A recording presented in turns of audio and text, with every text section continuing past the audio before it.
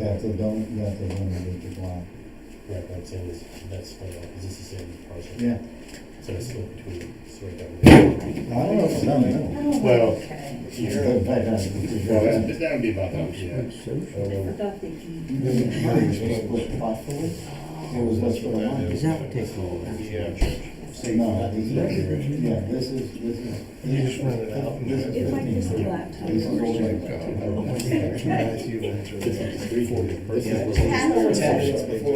Chad always said, you lots of food. yeah.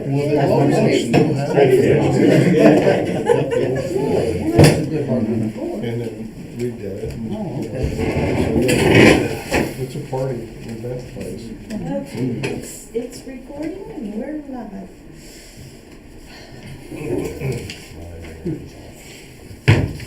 I forgot my things, but I can't charge. Sure, I took them right off.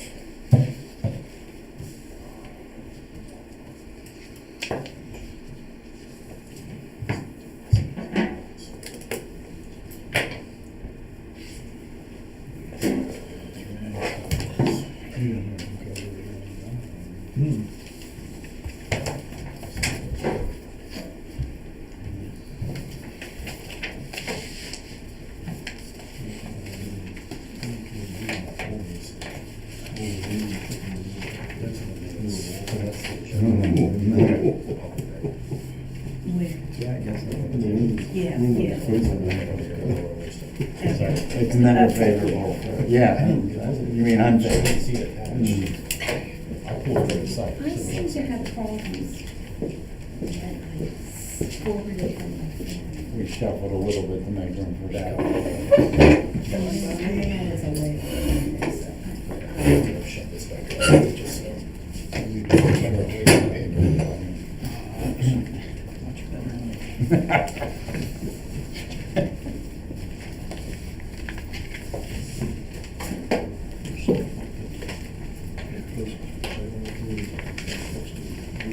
I was wondering, you mean the house that, yeah, it was sold? Yeah. I noticed the sign was gone.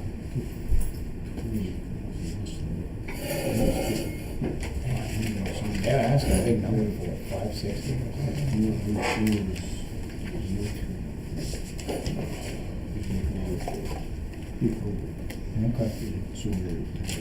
Okay. Okay. When, do you know when he's moving in? Quick? Like it was closed? Oh, they're in now? Oh, okay. Wow. Nobody mowed Nobody mowed the yard for a long time. And I don't know how you sell a house. You know what I'm saying? They were fixing the house. And it looked like it. It was very, I looked at it online. Very nice house. Oh, yeah. But the yard. Yeah. Oh, there. Oh, duh. I know, that's what you're Rough neighborhood, people like you. His name would be people. That's probably. That's the name on the board. They're men. Yeah. Together. Yes. Yeah, John told Yes. that. Well, when somebody expanded that. Yes. I saw him on crutches, just driving over there. I got a Yeah. little What do loud you the do? other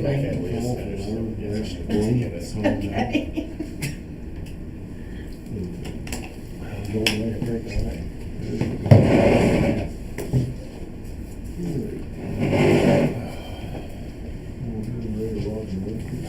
Yep, we're good. You're on.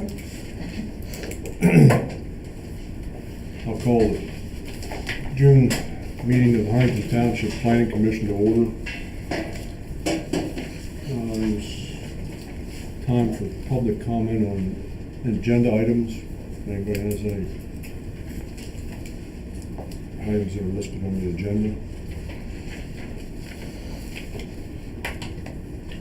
Not hearing any, I'll move on.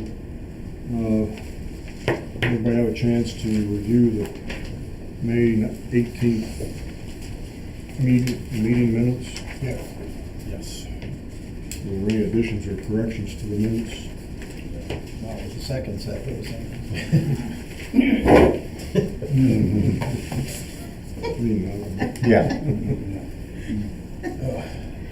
I'll entertain a motion to accept the minutes for record. I'll make that motion. I'll second. Motion made by Jeff, second by Tom. All those in favor say aye. Aye. Opposed? So moved. Okay. Look for Scott, he's down in the end. Scott is zoning officer and engineer's report. 4 building permits were issued in May, 2 single-family homes, a pole barn, and a deck. I received a noise complaint for the York Springs Social Hall at 6910 Old Harrisburg Road. I stopped by Friday and was hoping to talk to someone there, but no one was there, so I just left a letter. And I also received a complaint from 8164 Carlisle Pike. There's an issue across the street in Lattimore Township that's affecting his property and his driveway. I have a meeting tomorrow morning at 9 a.m. to take a look at that. The street and sidewalk ordinance, the supervisor asked the planning commission to take a look at it again. I can talk about that more under old business. Zoning ordinance update is ongoing, and there are currently no plans under review.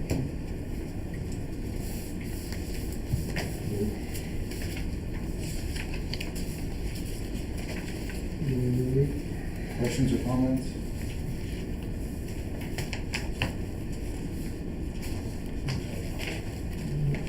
Thanks, Scott. Oh, here's the zoning permits.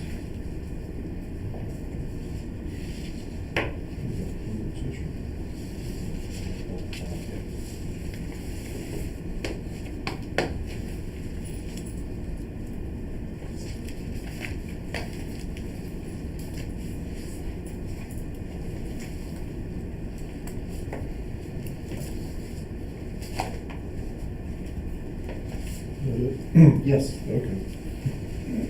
All right. Moving on to new business. Under new business, we have nuisance ordinance, all grass discussion. Supervisors asked the planning commission to take a look at this. We received a complaint about tall grass. Where was that complaint at? Do we have an address? No, I don't have an address. The person that made the complaint did not want to file a paper report because they didn't want the neighbors to find out about it. Can you speak up, please? I can't hear you. And I put an ADA recommendation, but accommodation. I moved. I'm talking right at you. I'm talking right to you. Well, let me be clear though. Were you asking about what the address of the complaint? No, the property that people don't like the high grass. That's where's what I that mean, at? yeah, okay. What's the address of that, Scott? Do we know where that's at? We don't know. Like I said, If somebody she did called not- in and she said- did not want to leave. No, but that's the complaint. Where's Where's the the tall grass? property that they're complaining about? We understand the I don't- anonymity of the complainant. Yeah. We're asking about the property that's being complained about. Yeah, Julie talked to them. I did not. I don't have an address. Okay. Excuse me? Yeah, Yeah, it's right on Cardell We, Pike. Yeah. They're right outside of York Springs on the I right. think I just real high. Yeah. Well, I assume, I mean, I assume I didn't so, too. It's know. the one with tall grass. All right. Without someone signing a complaint, I mean, what good is it? Right, that's what I conveyed to the person who filed it through Julie. Julie took a look at some neighboring municipalities. Something like this, that would be in a nuisance ordinance. Typically, you find it in a more urban area, like in a borough. Cumberland Township and Strabane Township have it for certain zones, like high-density residential, subdivision developments, something like that. If the township wanted to consider this, you know, it might make sense in residential suburban districts, but I don't think it makes sense in any other district in the township.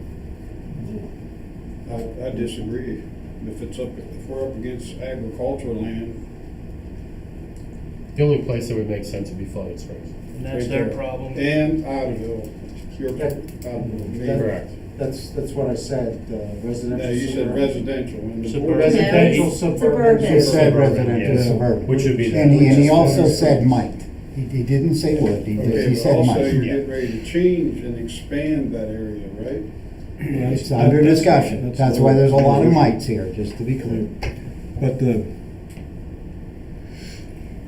it'd be probably easier and maybe more probably to have it addressed through some type of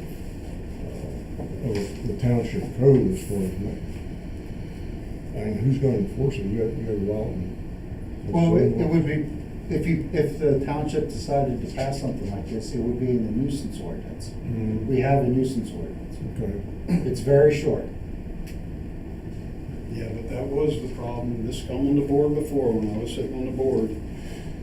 You've gotta define all that, then you've gotta enforce all that.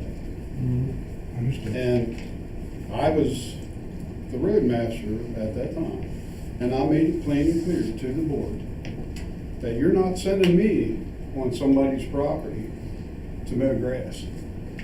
And I would let that known on this board that someone better be careful coming on my property to mow grass. Yeah, it's not the proper. You're gonna open a can of worms you don't want to open. Yeah, it's not the proper way to handle it. Well, that's not how. That's not what we were There's discussing. no need for it. Okay, thanks. Good input. Go ahead. But as far as discussion on that, have you found anything in ordinance and code ordinances to address that? Existing in Huntington's code? Yeah. No, there's nothing to address that. Maybe y'all don't remember, quite a few years ago, shortly after Flowing Springs went in, there was a house that was foreclosed, and there was a person made a complaint, and Gus was hell-bent on writing up an ordinance.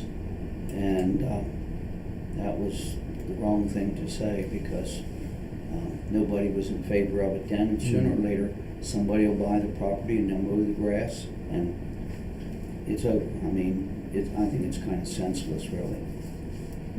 And also, we discovered, as far as we know, there's already rules and regulations in Flowing Springs through the HOA.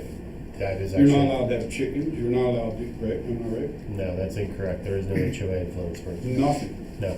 okay. The only thing that I'm aware of was a covenant that was dated back in On the 1998. Correct, but only Okay. for phase one. I have not found anything for phase 2 or 3, which would be Tracy and Tammy. Phase Okay. 1 was Wendy. So I am looking into that, but as of now, I do not know. There is no HOA in there. Okay. I'm certain of that. And even if there was or wasn't, It would the be separate township from doesn't this. have the power to enforce it. It would be separate from this, correct? So the neighbors would have to enforce that. Or the H, yeah. or, The whatever, HOA board, the HOA board would. Correct. To be clear. Yeah. So maybe the township could put an ordinance in requiring HOAs if you're gonna have developments. I mean, that's an option. Or make it for developments, but strictly for development, not the rest of the community.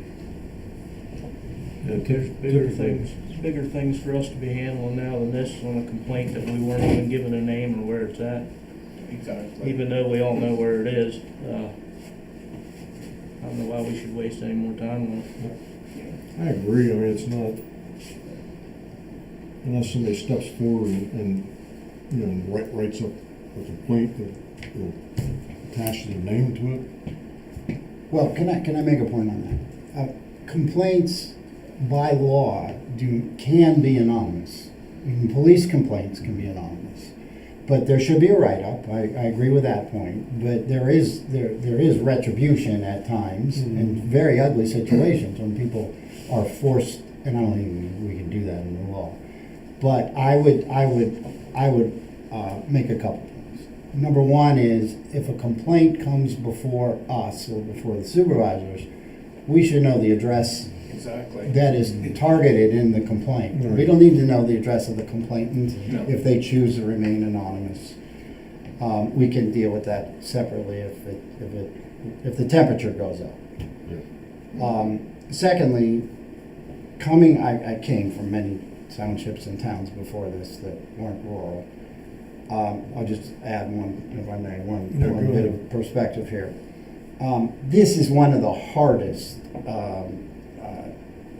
elements of nuisance regulation to A, deal with, B, enforce. You're dealing with how high's the grass, is it causing other problems, all those sorts. And I'm talking about in dense areas. I'm not talking about an area like Huntington Township. It's also very difficult when you have rural areas next to suburban areas and yards bordering each other. And the other element I'll throw in, we have one.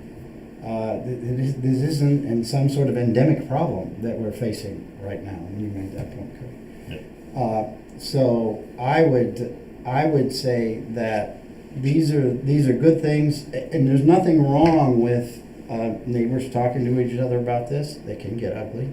I had a neighbor where I am, although my neighbor was in Huntington Township. The lawn was out of control. I went and talked to them. They cut the lawn the next day. I didn't have to threaten anybody. I didn't get threatened. That was good news.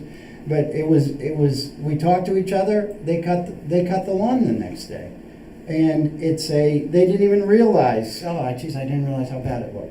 So it's an element of communication, and I would love to see a rural township like ours deal with this through communication instead of a law. And if I were to ever get into a situation where we're writing laws for one complaint, No. that's a real bad outcome. So I agree. I'm done. Well, Yeah, I think in the past, if there was a complaint like that, they just wrote a letter to them and it, Just ask them. You can and do that it too. took care of the problem, you know, if the neighbors can't agree, a township letter came and there's not that many, and like you said, who's going to enforce this? And we're not talking about going on and mowing their property, but, we don't have any, I don't think it's something we need. Well, now they're advocating going on natural with your lawn. Letting it all grow, go out in Yeah. far west, Seattle and stuff. It's horrible looking. I mean, to the eye it is, but it's, the tree huggers are, let everything grow. Were you? Yes. At the supervisors meeting, I had asked the question, Judith property, how many complaints we got, because we weren't told it was just one. It was high grass. And Mr. Resch, from the board table indicated no one even lives there. It's on the recording. So no one lives there. And now, and I even asked, is this a clique member's problem that now has to come before the board? And micromanaging this kind of problem in a rural area is just ludicrous. It's one more thing where the farmers won't have to do it, but the residents. So I live across the street from Dan Klein. There's a 5-foot patch with the farm, but that's all overgrown, and yet his is always kept very low. So I call it the great divide between what farmers have to do and what the residents are expected to do. Yeah, it's not. And it's not that that strip is farmed, it's just left to go wild. Well, your noise thing is another example of that. I'll give you an example that's pretty neat. When I was a young kid, I was riding through York Springs with my loud pipes in my car, and policeman Stiles pulls me over and comes up to me and says, "Son, your car is too loud." I was just a 16-year-old kid. So I asked him, I said, "Okay, well, how loud is my car allowed to be?" He had no answer. So he just said, "Look, just keep it down in town." So I kept it down in town. But the fact of it was how are you going to measure, you get a complaint about noise, well, I can hear those people over there on South Ridge Road from my house. And I can hear every Harley that goes up and down the road on the back end of it. Way louder. Not sitting on the damn seat, Not our topic. you know? Let's move on. Let's move on. Yeah, We're not on a noise exactly. complaint issue. Exactly right. So, Here we go. but that's just a good point of Yeah. what you're, exactly what you're talking It's about. hard, it's hard to enforce. Now, if it's constant, every day, constant, I mean, maybe that's different. Can I clarify the noise complaint? The individual lives right next to the business, and the noise at 10 and 11 PM, we're keeping them up. That's fine. That's why- We're not on the noise complaint, Scott. Okay. We moved on to the grass complaint, and now we're moving on to the next item on There the was agenda. some Yeah, there discussion was about mention- noise. Yeah. Yeah, as far as, we've had our discussion on that grass issue, generally, it's this board, I can hear on, and I'm speaking for myself, I guess, but we're not in favor of an ordinance. No. So, Can I make that motion so we can move on? and you can. There's no reason for a motion on There's it. no Okay. motion Just to be made. discussion, we can. Okay. We had a discussion, the Just a discussion is discussion over. and we pass that back to that we don't think one is needed. There's no Right. passing back. Yeah, we can. Well, we have to let the supervisors know. That's what we talked about. Yeah, because they sent it to the. Yeah. That's in the meeting minutes. Yeah. You don't need a motion for that. If it's in the meeting minutes, we talked about it, reached a conclusion.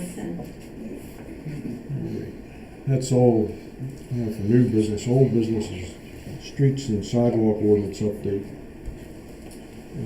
Ron Rush wanted it sent back to the planning commission to consider banning parking on sidewalks, which would mostly be specific to Flowing Springs subdivision. There was a couple cars parked on the sidewalks, and the sidewalks aren't designed to hold traffic weight. I didn't see that. I was going to ask you if you saw cars. No, we usually, I mean, down my Tammy Drive, we don't have anyone parking on the sidewalks. I mean, you have plenty of off-street parking. The roads are I don't know wide. why you would, Yeah. the roads Too are, wide. the roads are, yeah, And there's ample parking. And another thing, it could go here in the street and sidewalk ordinance, or it can also go in the motor vehicle ordinance. Because parking is prohibited in one spot in the township on the road. So to be clear, we're talking about not allowing parking on the sidewalk. Correct. Who owns the sidewalk? The It's in township? the street right away. It's within the street right of way, so it's owned by the township, but it's maintained and cleared by the property owner. Right. Yes. I mean, so if they destroy their sidewalk, they have to fix it. Yes. It's better for them not to destroy it. Well, I get it. Is the only complaint coming from Flowing Springs? Yes. Okay, here's, just throwing discussion, if that's okay. Suppose someone parks on the sidewalk and the neighbor has a wheelchair, And it blocks access. okay? I mean, should be no parking on the sidewalk. I mean, that would be a no-brainer. And Like you said, sidewalks, there's plenty of parking there. There should be no reason why someone. That, should yeah, park. you can almost get 4 cars sitting there, 2 in the middle and 2 on both sides. Oh, the There's street's plenty of big. room. I mean, that's- So I don't know why you'd ever need to park on the sidewalk itself. So, but they're saying someone has done that? I'm assuming I haven't seen it in the Yes, back part of it, someone, but yes. someone was parked on the are sidewalk. they parking in the where the driveway intersects, crosses the sidewalk? No, they drove through the yard and parked in the Park sidewalk. parallel on Yeah, it's not cool. the, But there again, how you enforce that? You just- Again, this is one complaint. you know, And And I mean, talking I don't about- know, could it be that they were unloading something and wanted grass, closer to let the them in. house? Let This- the neighbors this is- talk it out. They weren't, Yeah. they No. weren't close to the house. Okay. this is easy to handle though. Springs Police. This is easy to handle though. There shouldn't be any parking allowed on a sidewalk, period. No. Because it's a public access for pedestrians. And if you, like Mark said, if you have a wheelchair and you can't get through, then you got ADA problems with it. Because you have to have clear paths of access. So, I don't, And we're updating this ordinance now. Yeah, so just add that. This isn't out of the blue, and I don't even think that there was a complaint, it doesn't matter. We're updating this ordinance now, and to add this, Just add that in. Consent. and- I don't see a problem. Does anybody have any problem with adding that no parking on sidewalks into the ordinance? It's being I'm updated. honestly surprised that wasn't in there I to am. start with. Yeah, you're right. I'm fine with that. All right, I'll entertain a motion to add no parking on sidewalks. Mr. Chairman, Yes. I can go ahead and write something up, and then you can make a recommendation on Okay. it next month. All right, that's fine. This isn't, it, that's not what you wanted, Anna. Yeah, we can add it. We can add it to the. add it to the ordinance that we're working on. Right, when it's not adopted yet. Yeah, Yeah, but I mean, we got a copy of what he suggested, correct? Yeah, but it doesn't say anything about parking on the sidewalk. Oh, it doesn't, okay. No. Yeah, we have to Okay. add So that. have to add it. I That was got just you, said. I mean, I can go ahead and add that, and then okay. if you wanna make a Yeah. recommendation to add that and then send it to the supervisors, I can do that. Yeah. You're right. Somebody want to make that recommendation? I'll make that motion. I'll second. We made the motion, Tom second, all those in favor say aye. Aye. Opposed, so moved.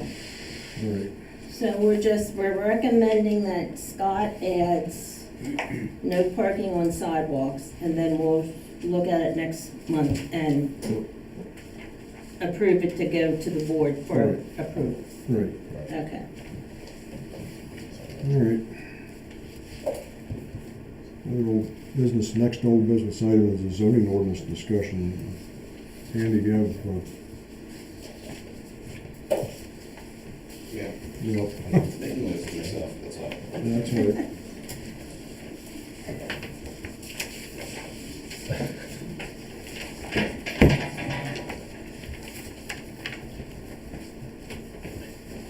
Let's see. Did everybody up here I get? guess, yes. Yeah. There's extra copies there, if anybody wants them. Come Yeah, get it. Yeah, both of them. Copies of this. This is pertaining to the data center overlay. You want a copy of it? Yeah, no, you just want to take them. Yeah, that's fine. Here, I'll take There those. we go. Thank you. I like good flying package. I did so. Thank you, sir.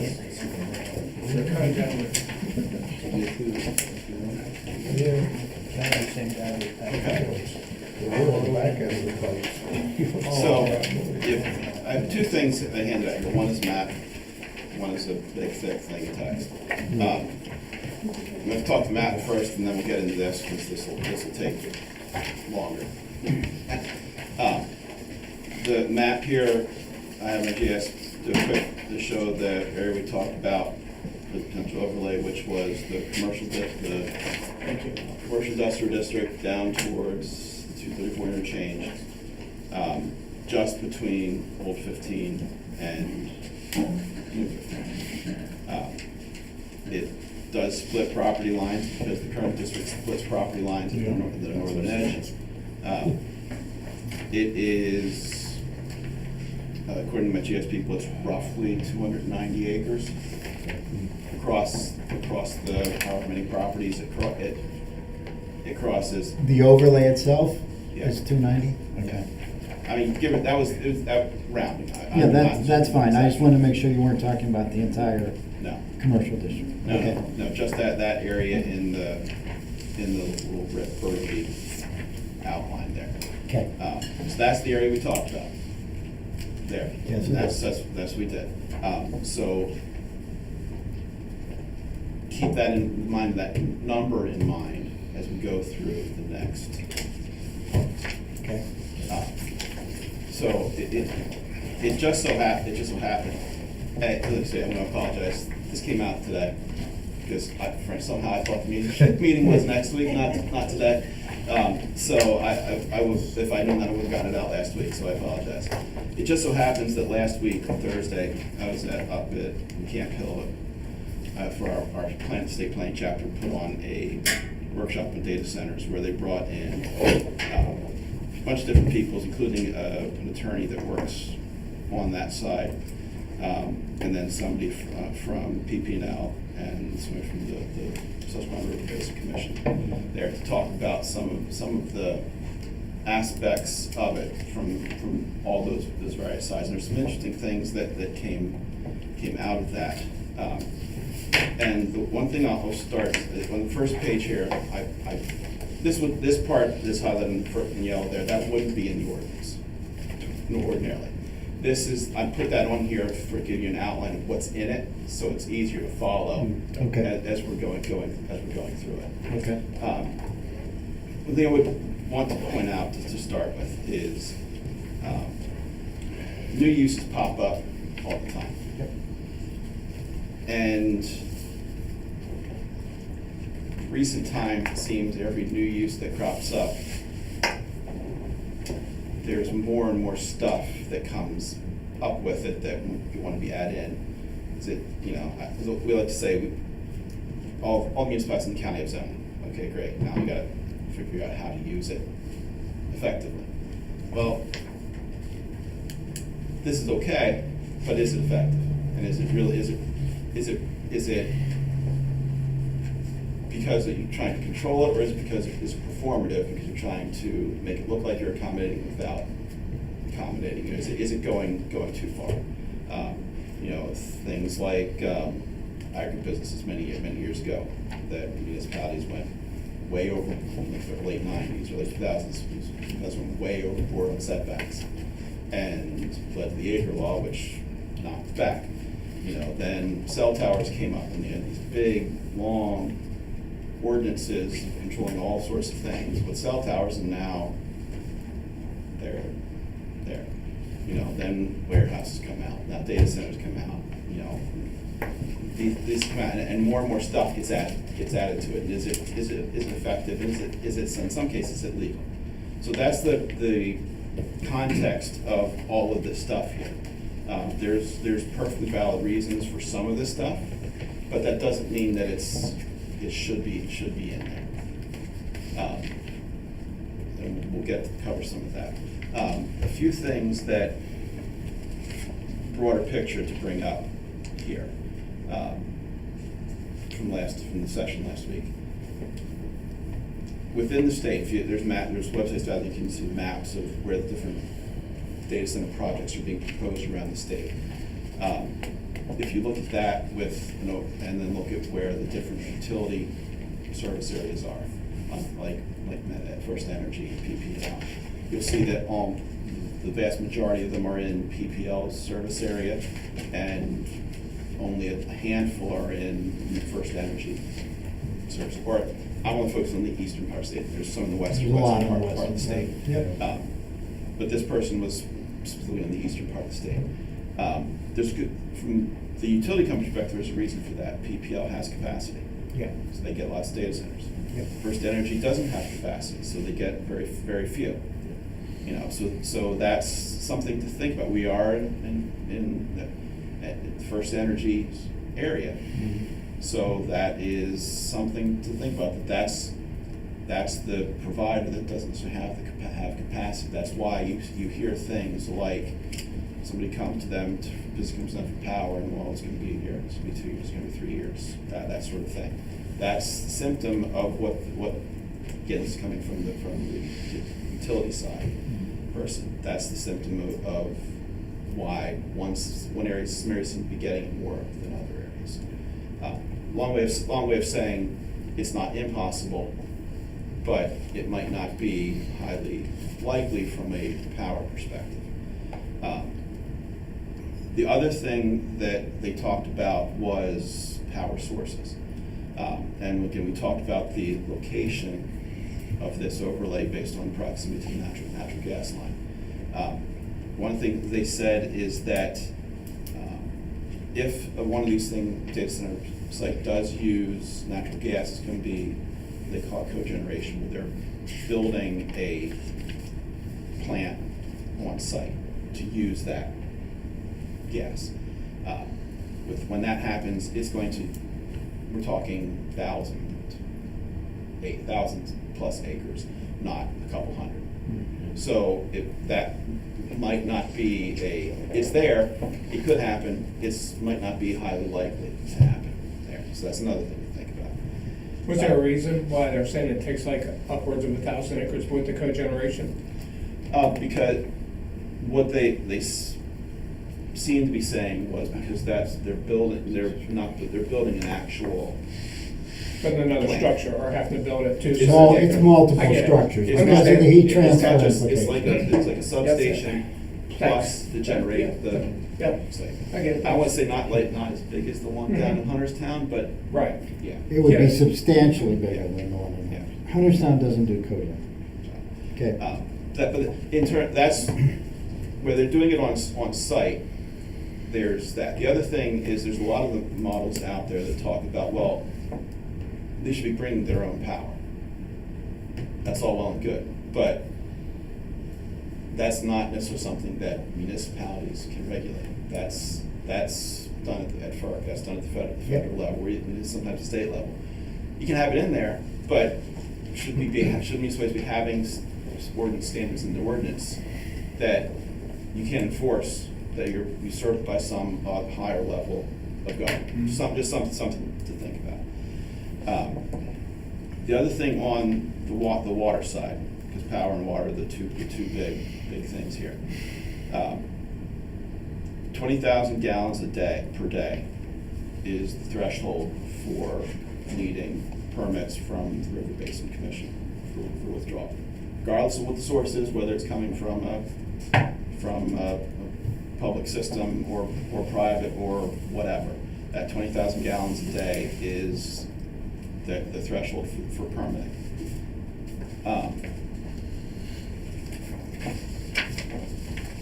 The types of things they talked about were closed loop systems, dry cooling. The ones that, again, systematically cover a lot of the areas that are seeing these. The ones that use those technologies, closed loop, dry cooling, those are the ones that have seen some of the batches come in under that amount per day in terms of usage. The issue with that is dry cooling doesn't like hot temperatures, so it's less effective in areas that have higher temperatures. To get the quick cooling I did is like 80 degrees, it's like threshold there. So if you're over 80 in humid weather, that's probably not great for dry cooling. Around here. So, not saying it's impossible, but it's one of the things that we've seen suggested is perhaps a combination of the two, which workers just adds cost to their side.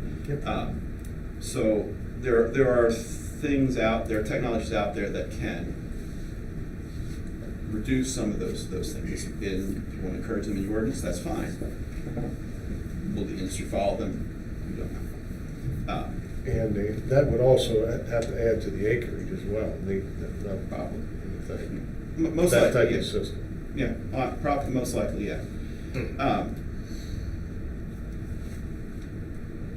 The other question that I don't think has been answered yet, and this is not something that is going to be answered here, it's going to be answered at the Fort level, is there's a number of different types of data centers.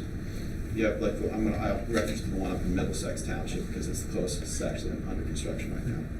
That's called hyperscale system. That one is, there's 18, well, it's down in the 16th, there are 18 buildings there. 167 feet wide by 660 feet long. About 110,000 per.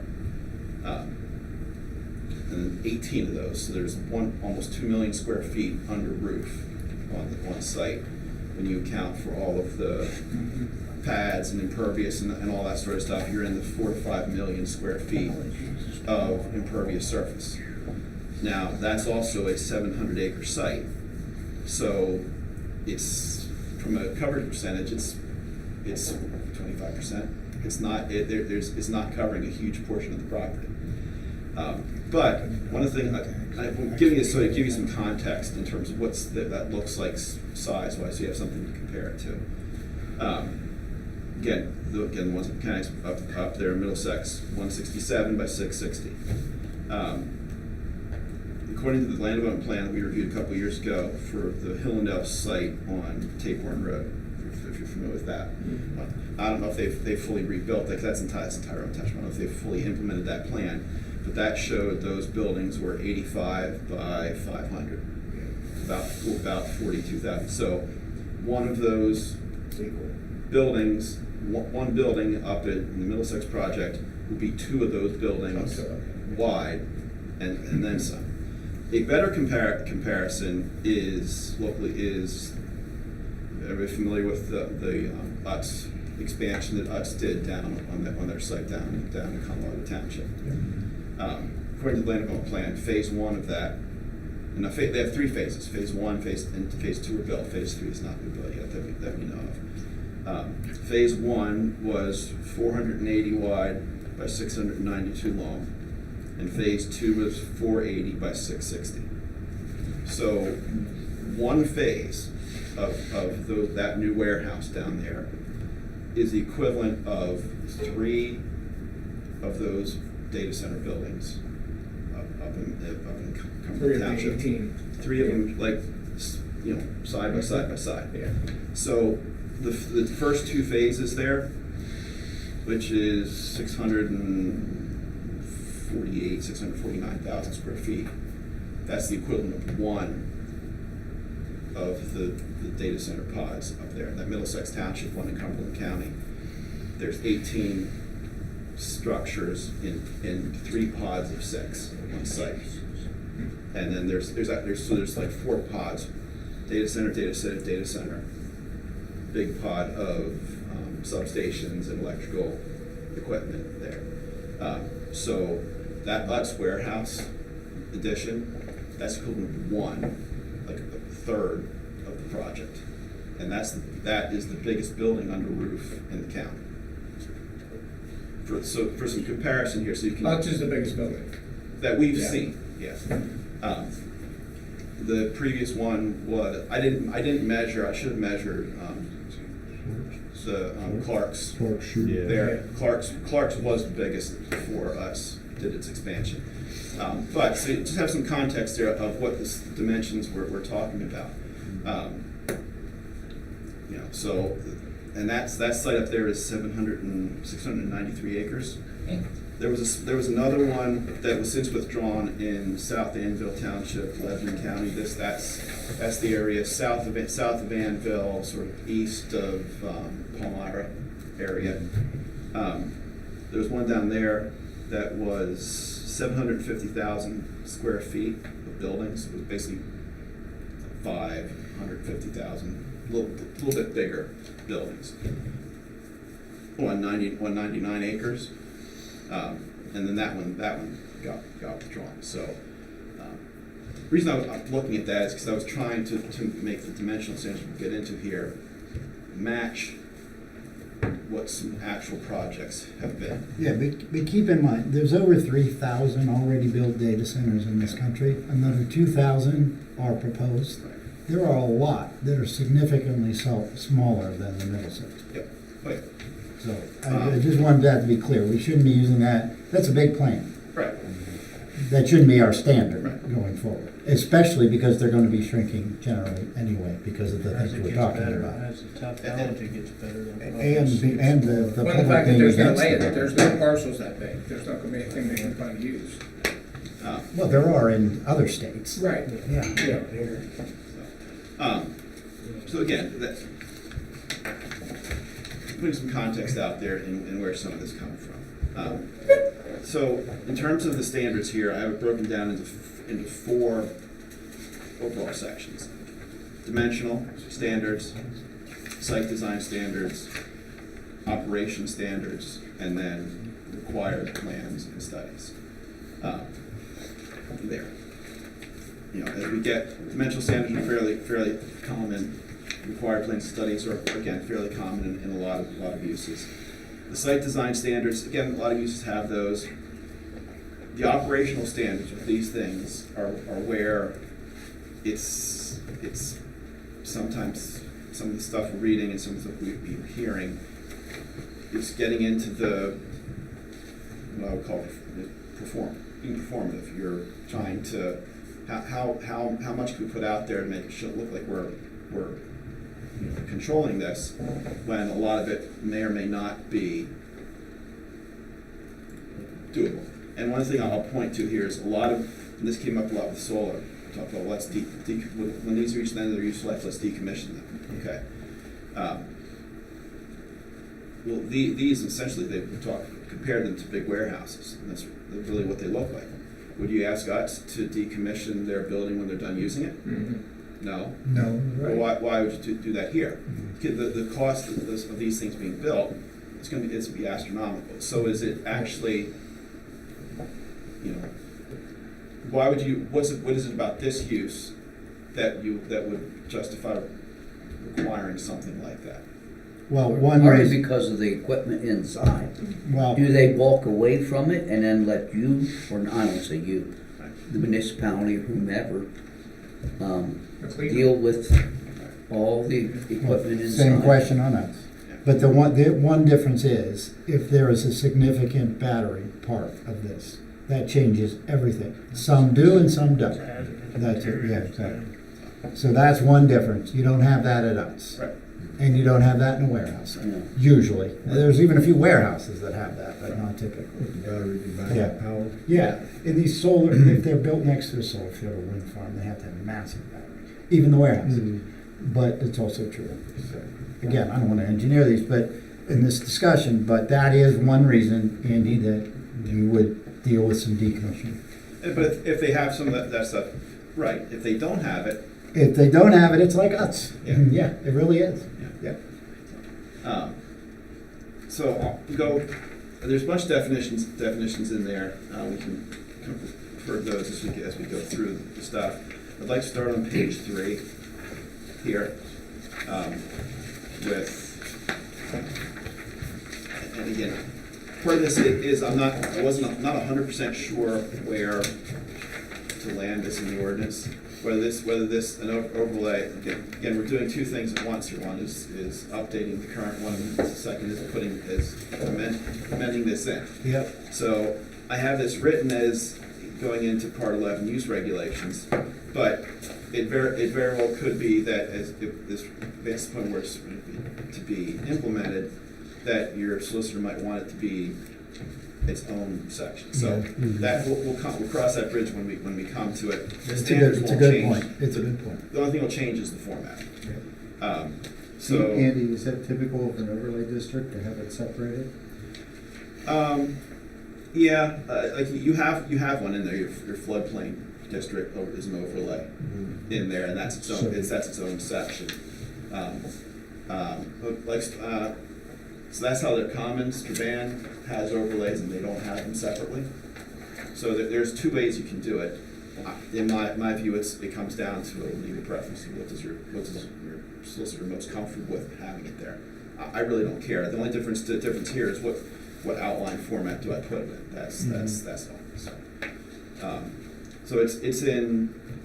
I have it under 1178, which it would be the next number in your use standards. This model, we have the data centers and the battery storage side, which, those are, it looks like a substation, but it's big buildings where they put the batteries there. Have those here. We have it listed as conditional use. That's what I wrote it. You have a lot of conditional uses in your ordinance now, so I figured that was the most common thing. It can be special exception, and not necessarily recommend. The industry wants it to be by right. I can see both sides. One of the dangers that I would see in a lot of controversial uses with conditional uses is there's a lot of pressure on the whether either conditional use or special exception, whether it's the supervisor or zoning hearing board. Yeah. There becomes a lot of pressure to make decisions based on emotion, not based on the facts presented. And when municipalities make decisions like this based on emotion, that's when legal bills get very, very high. As I told another municipality that was, well, it's like, well, we turned them down based on health, safety, and welfare, and we won. I said, no. The zoning hearing board denied it. You didn't win because of your argument. You won because your opponent ran out of money. There's a difference. Yeah. So that's not an issue with these. No, So very few of these people are gonna run out of money. They never do. So that's what. But it doesn't matter where you put it. Just keep in mind that Yeah. Money's not an issue with them. Right. By right means it just gets down to zoning enforcement. The hearing requires some public engagement and some sunlight on what's being done. Dimensional standards, they're pretty short. So the minimum lot size is 25 acres. I've seen higher, I've seen lower, I've seen as low as 10, I've seen as high as 50. Given the size of the acreage in some of the properties here, and the acreage, I thought 25 was a good number. There's properties that size in there. Some of the smaller ones. I've seen, in this side, I've seen like 10 to 30 acres for some of the smaller ones there, so that it's in that vicinity. Okay. The floor area ratio, that's something that we use to try to control the size of buildings that are on site. And I did some math here. So, 25 acre site, you can get basically 100,000 square foot building on there and change. At 100 acres, they could get 400,000, 435. So the more they get, the more buildings they get. You're not going to have enough acreage in this here to hit the million plus. No. So, I mean, even if they convert the entire district, there'll be 1.3. But that would require demolishing number of houses and it would, could it be done? Yeah, I mean, they're starting to talk in figures that start in the trillions, not in billions, with these projects. So it's possible, but that's just a little thing to help force them to make some decisions. Building height, I put 35. That's what we traditionally. That's what we've seen for what we use in other places for these. We've also seen 50 or 75 being common. I did note that there's, and I don't remember what section that is, 10, 15. I think it's height section in your zoning ordinance. But there's some sort of potentially some sort of conflict with that in your industrial district. Now, I wasn't 100% sure. But the building height there is a decision point that you have to think in terms of what do you want on these, and importantly, what do you want to count towards that height? Because a lot of these will have the cooling equipment on the roof. Does it go to the parapet? Does it go to the top of the cooling issue? What counts in terms of the height there? That's a decision point. That's highlighted as a decision point to think about. The next part, permitted coverage percentage. But before we leave that, my experience is if the cooling towers or any of the cooling towers are on the roof, it counts. So it would seem to me that because they can take up, they can be very unsightly if they're big enough, and B, they can be substantial. Yeah. Okay. Well, the chillers are elsewhere. I'm talking about the actual cooling tower. Yeah. So, like I said, I don't know that 75 would be, but anywhere 35 to 50, I think that would be reasonable for the use. But that's a decision point you're going to have to. What was you puzzled me a little bit with your possible conflict that you were talking about? Do we? I haven't looked at that forever. What's our industrial number? Is that the high number? This came up one other time. We don't. go ahead if it's quick, but it's something that we should be consistent with where we are, or if we've got a bad number somewhere else, we should fix that. And while we're being consistent.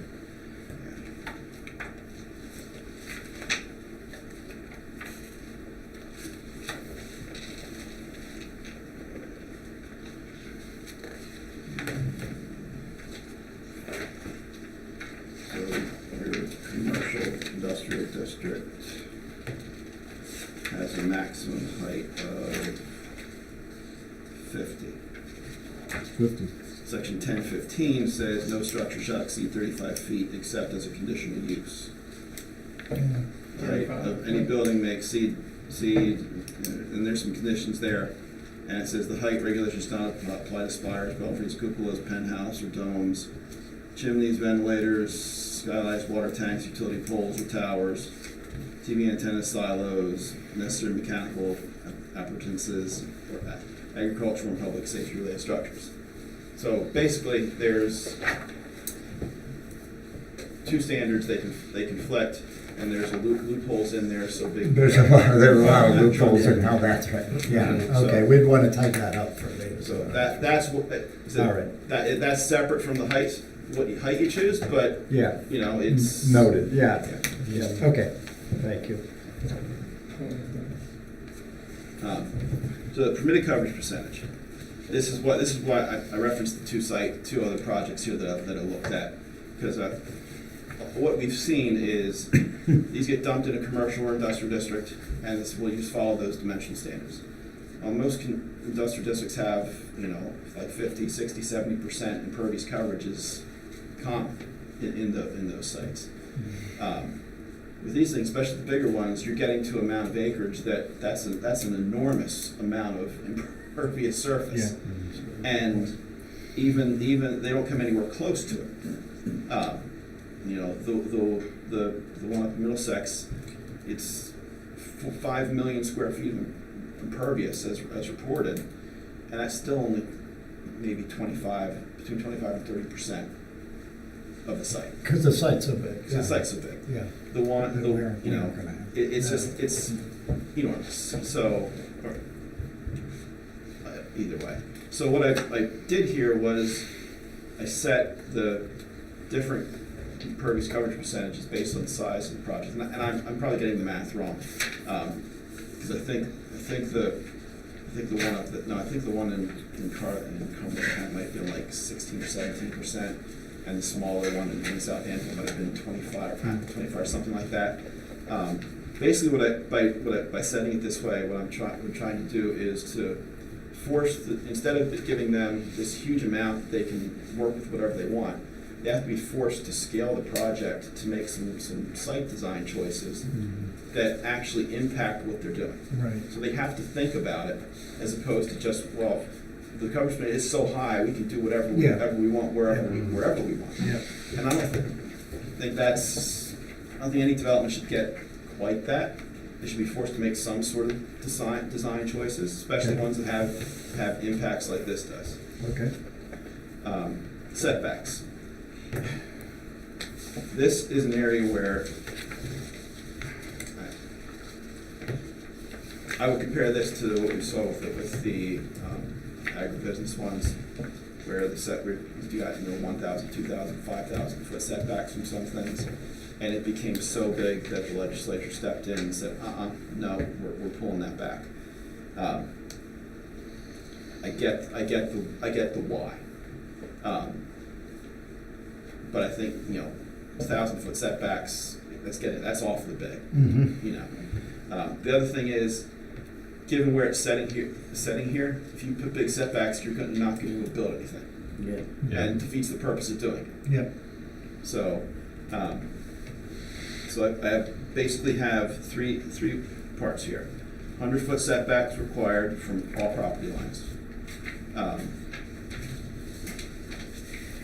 Any property lines that adjoin the zoning district that permits residential development, existing residential properties, or properties containing sensitive receptors, which sensitive receptors are defined at the top of the page there. It's like schools, daycare, retirement communities, churches, playgrounds, parks, et cetera. It's 200-foot setback.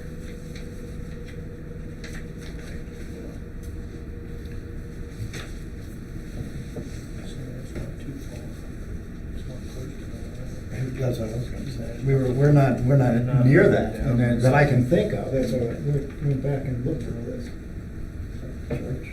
I think the closest church isn't that close. So, yeah, A is the base 100. B is separated from any zoning district that allows those things. C. So the bottom line is, I don't think you should be going over, given the size of it's located, anything over 300 feet is gonna be problematic. Yeah, and we don't want to create a problem that we don't need to. Yeah. And I say problematic in terms of your setbacks gonna be so big that they're not gonna be able to build anything. And it's gonna open you up to say, well, you've excluded it because by design. Yeah. And that might be a feature, but it's not. So that's the fence. And it's a bad reason. It's not defensive. That's the wrong hill to die on. And it gets site design, it says no structures in buffer yards, we have to look at what buffer yards are. So that's the dimensional standard. So that's pretty standard in any district. We can argue over the maximum height, setbacks, even the impervious coverage percentage. And one thing there, you'll see this when we do it to the rest of the zoning ordinance. You have a maximum impervious coverage and minimum vegetative coverage. That's intentional.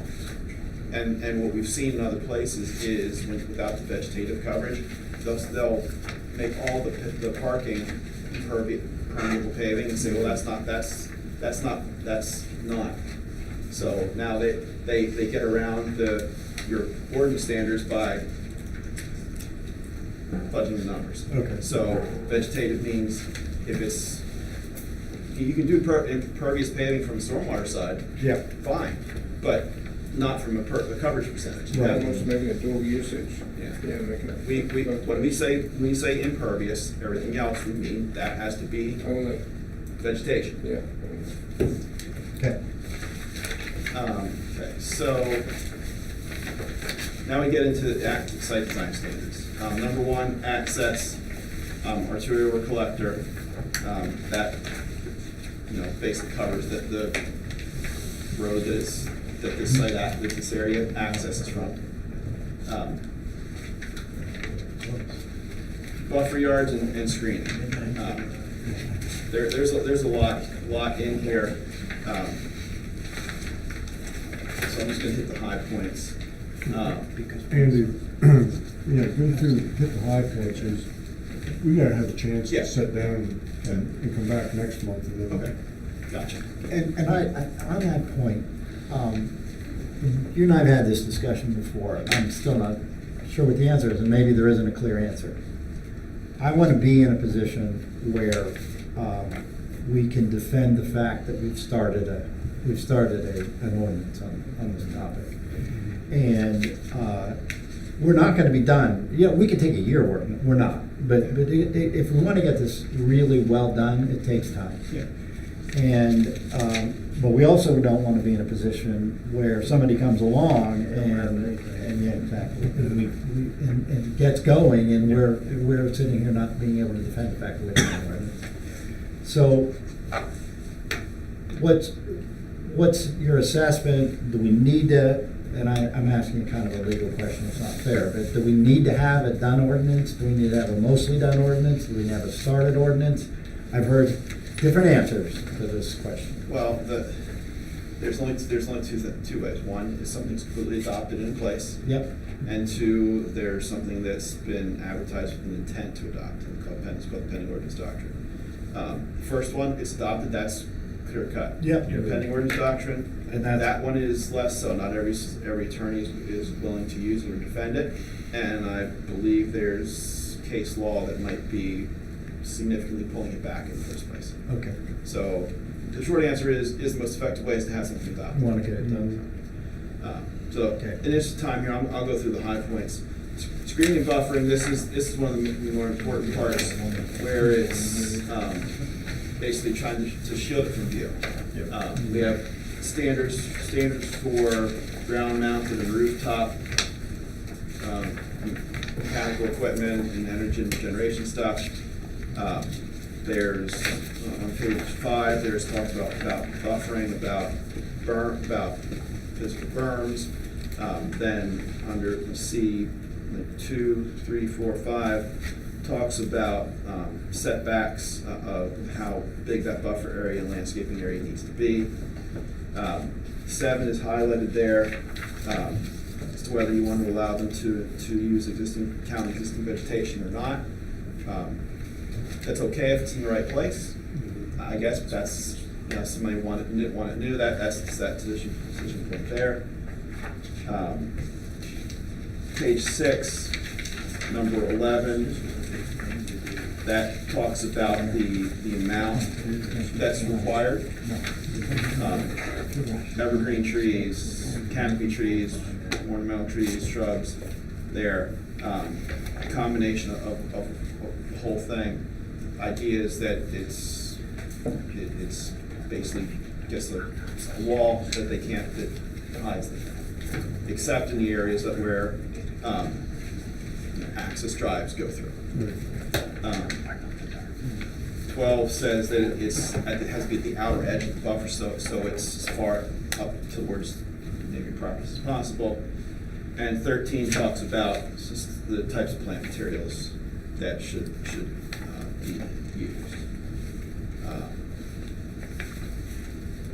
On page 7, 15 talks about the thing to think about is how long should they be required to maintain it in perpetuity, and for a set number of years.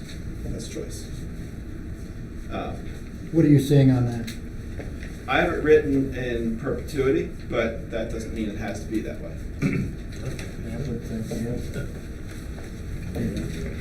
Okay. That's a norm? I don't know if there's really a norm. We've seen them all, but Okay. Well, just, they will- the best, bigger percentages, what are you seeing? usually there's a time limit. Yeah. But that's mostly based on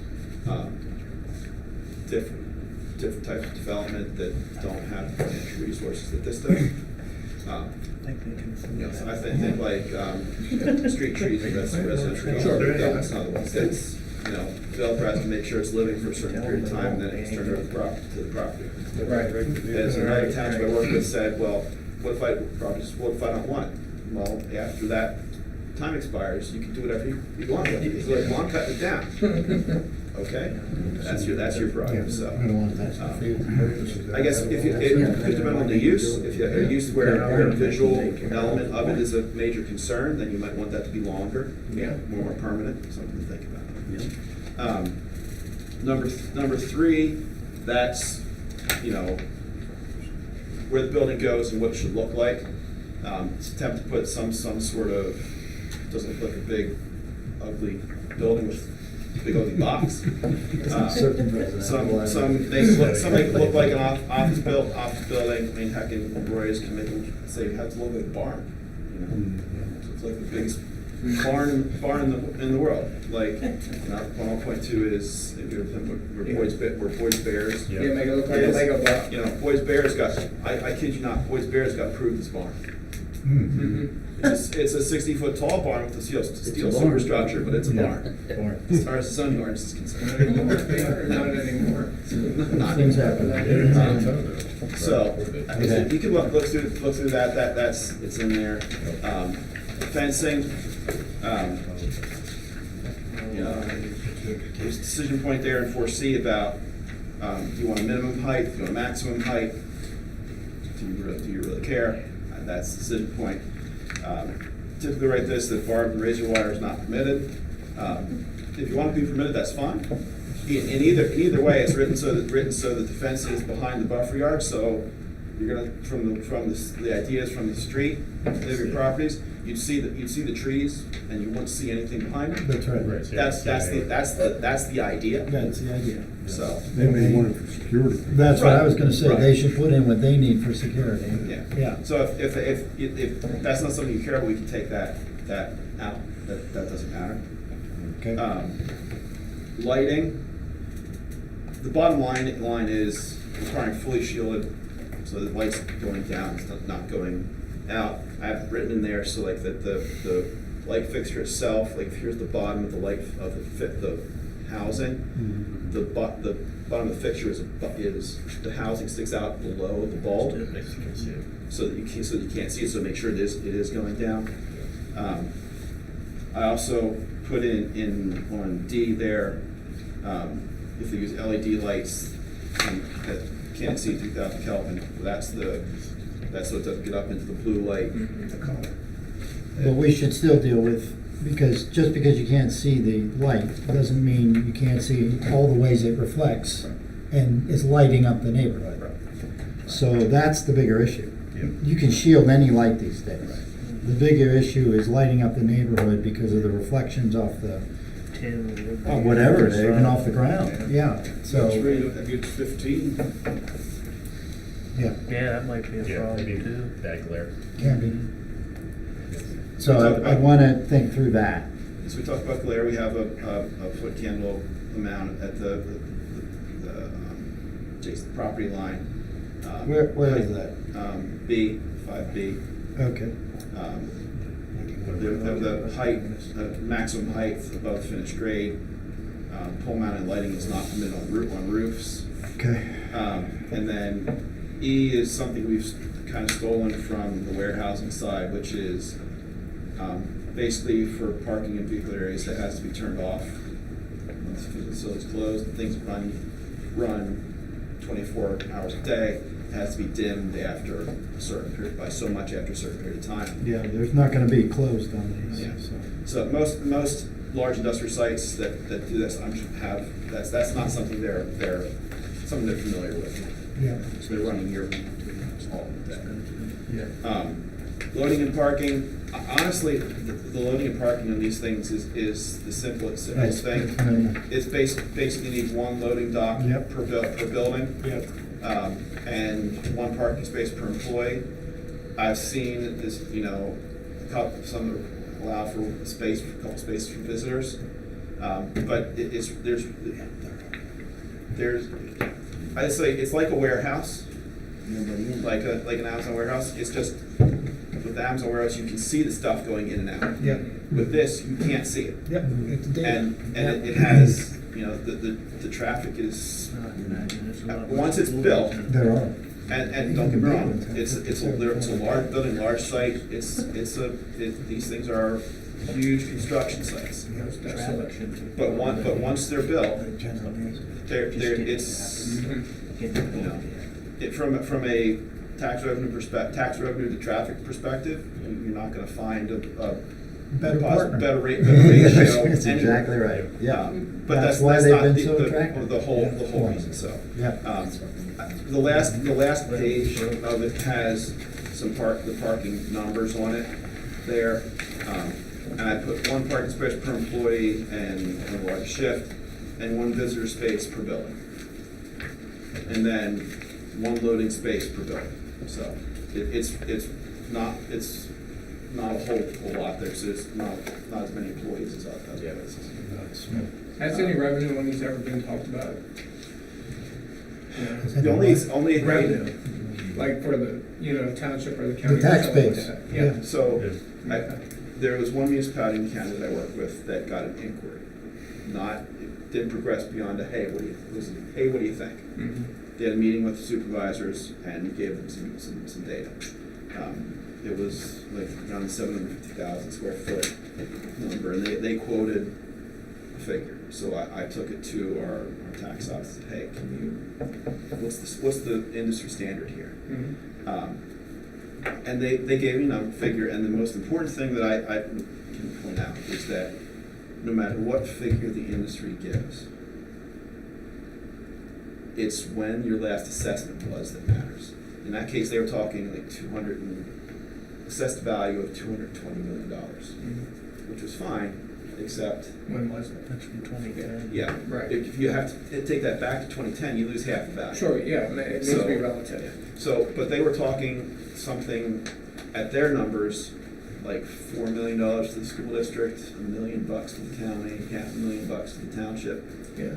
In the township perspective, that would have tripled their property tax revenue. Sure. there. Now, the actual numbers, Less, cut it in yeah, half. of course, yeah. But as I told them, if you're strictly looking at it from the financial perspective, saying no feels like you're making the biggest mistake It's ever. an easy keeper, yeah. Yeah. Thanks. And really, that's the big selling point that they Sure, come yeah. to it with. Because it's, honestly, it's trying to blind you with. Yeah, if they just give the rest of them and tell you this is what you're gonna get, come on. Well, they could make mine 0, it might be all right. So, They can make everybody. 7 talks about sensor receptors. That's making it sure that they're a list of things that you don't want to be impacted, make sure it's as far away from this as possible. 8, 9, 10. Here, 8 is green building techniques, 9 is LEED certification, and 10 is environmental stuff. It's here in yellow and blue because I would classify this as if you really care, put it in there. If it doesn't matter, it's not going to harm anything. Take it out,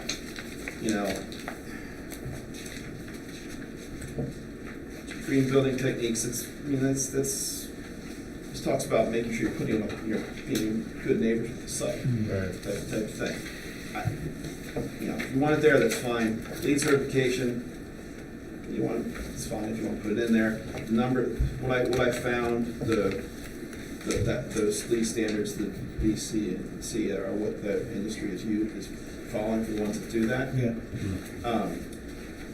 The environmental features, again, this is some of the models here, like P&D, I said, well, if we're doing that anyway, I'm going to need to require that.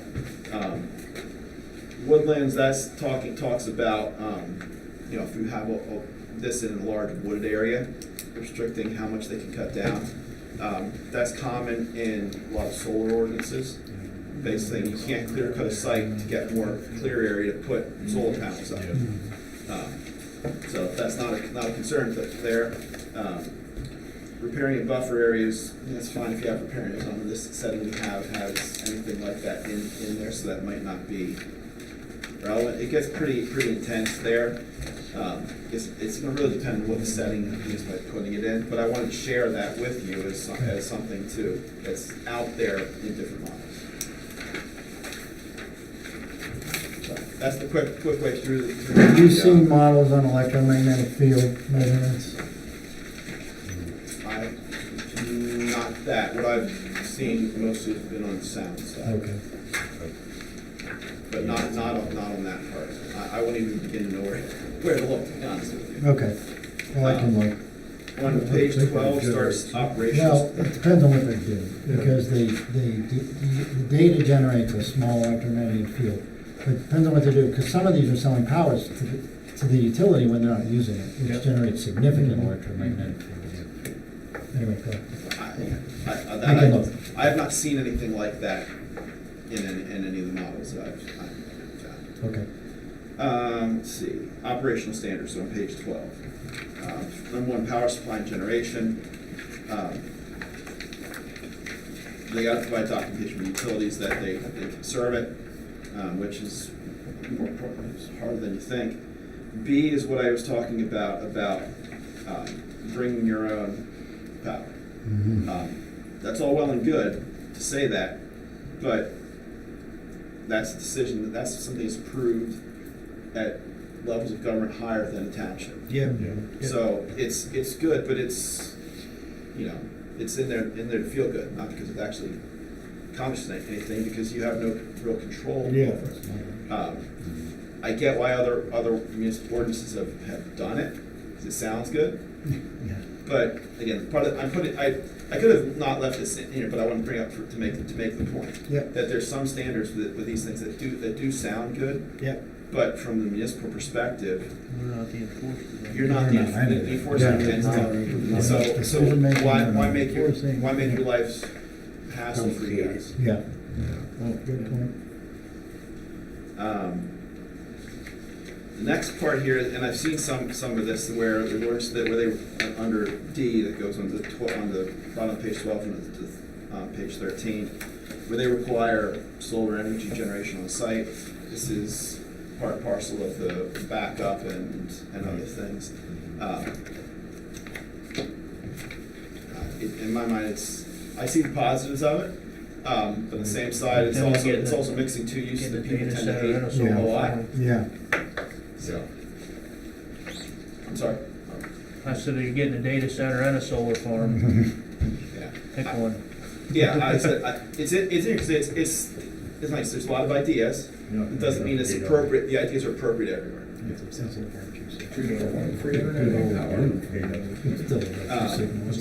de minimis. Yeah, they'd never make enough power to even so needle would be That's why they don't use. Anyway, but. Number 2, on page 13, power lines and utility substations. This I pulled directly from another model.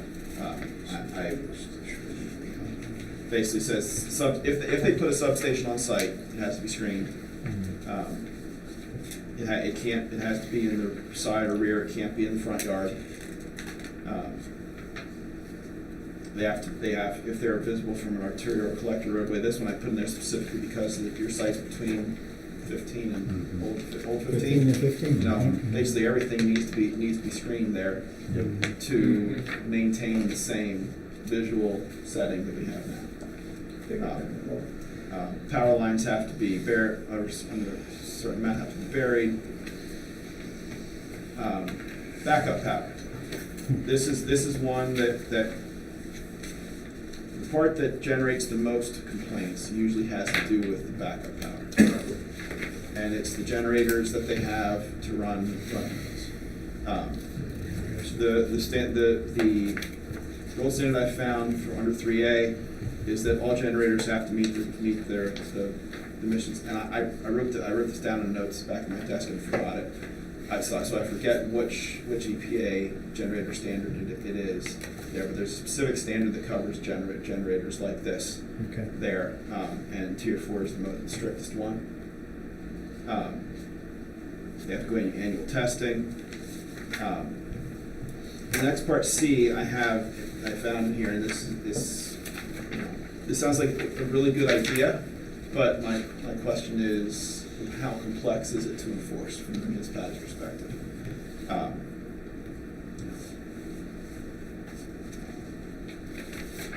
That it's only can be used when the primary source is not available.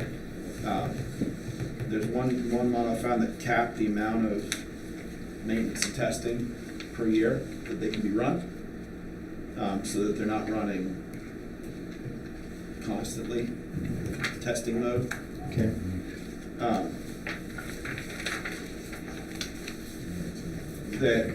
There's time limits to 9 a.m. to 3 p.m. on when the routine testing can be done.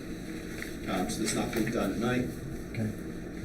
They have to provide a report back to the township as to when that was done on the year, so there you have some records of when it's done, so that if police is complaining about, well, they're doing this all the time, you have got records that can point and say, well, this is what they're telling us. If you're telling me something different, then we need to go have a chat. And that they can't use the backup power for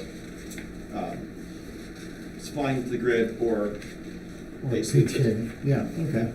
So, again, all generates that they're using it, they have it, they're limited how they use it, when they can test it, and that it's truly for what it's supposed to be. Yeah. In an effort to limit the amount of time that it's potentially causing problems with neighbors.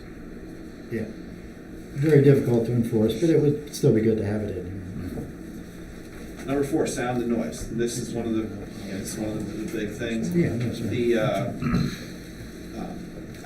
I have more details in the sound study here, which we'll get to, but one of the things that was pointed out to me by an attorney that's been working on these is a lot of these the models, they have hard decibel, and they're always focused on the dBAs, not the dBCs, and they're always focused on a hard number. Well, let's say it's 50 decibels or 60 decibels. Well, what if your current one is only, say, 40 in the ambient area? Now you're allowed to go way beyond what is there now. So what I've done here is, as part of the study, they have to do pre-existing conditions, find out what that is, Okay. and then they have to do an as-built afterwards. And based on, you know, what the neighbor is, they're only allowed a certain amount. If it's a sensor receptor, if it's 50 now, it's going to be 50 afterwards. They can't exceed that. Okay. If it's an area, if it's something that's, you know, an open field or there's nothing in that direction, well, they can go up, say 10% beyond what it is now. So it's tied to what the existing conditions are, and they have to either return it to that, or they can only exceed it by a little bit. And then talks about when it doesn't apply, like during times of power outage, Yeah.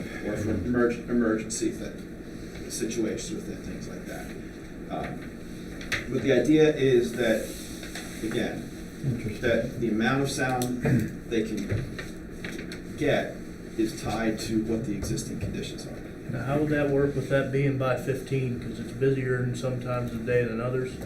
So would they be able to go in there at 2 o'clock in the morning and go, well, or rather, they would probably want to be there during rush hour, so it's a higher. It's their ambient, not the environment's ambient. So- Part of what I have in the study part, which we'll get to, talks about when they have to measure that, and it's different times, every day of the week, different times, so they can't. They don't get to cheat with outside of their environment. Yeah, they couldn't do their test during bike week. Right. Well, More on cranberry and later tree. One thing I'll say about that, Cody, Yeah. are you up around 2:30, 3 o'clock in the morning? Depends. Yeah. You ever listen to 15? Yeah, it's probably pretty like that all day long. I live 15. To say you probably would know. 15 comes right through my farm. Oh, I can hear it sometimes. And I can hear them the whole way from Heilersburg, Yeah. the whole way past York Springs. Well, that's what I'm saying. So if they're out there testing, and let's say it's 80 because of how loud 15 is, and then they can go 10 over that. Yep. That could be a pretty loud That's operation. And it's all tractor trailers. Oh yeah, oh for sure. Again, that's where taking a model and applying it strictly from somewhere else doesn't necessarily fit. You have to figure out what, there's something else like 15 we have to take into account, so, yeah. But again, that aside, the idea is that they can't see now. If they might have to build something in here specifically for 15. Oh yeah, because if they got us hear what it sounds like before the data center's there, like Steve said, that's pretty loud right along 15. And the holler comes right down through. Oh hell yeah! And then 10 over that, I don't want it louder than 15. We're moving on to the water. Yeah. Okay, 5, water. 5A, in my mind, this might be the most important set requirement in these 20 pages. I've said they shall be designed to use a combination of dry coolers and closed loop water circulation systems. And that they can present, if they can come with something, technology that can beat that, they can present it there. But from what I heard from the power people and the water people, especially the water people, was if you use closed loop and or dry cooling, you will have to be a really big site to get over that 20,000 threshold to get an SRBC permit. And in my mind, that's probably the direction that a lot of these should start. And there now, again, not every area can do that. I get that, but if they I would rather they prove why they can't than just by asking, can you please do this? But those are the two technologies we've heard so far that result in the least water usage. And since that's the big concern, that seemed to me like a good place to start. So,